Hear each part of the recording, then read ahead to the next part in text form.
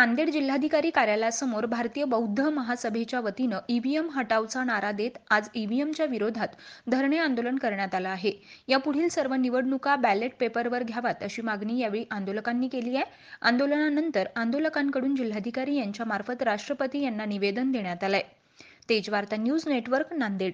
ballot paper मतदान ballot paper मतदान ballot paper मतदान ईएम हटाओ ईएम हटाओ ईएम हटाओ ईएम हटाओ प्रतिका करते ईएम हटाओ ईएम हटाओ बॅलेट पेपर मतदान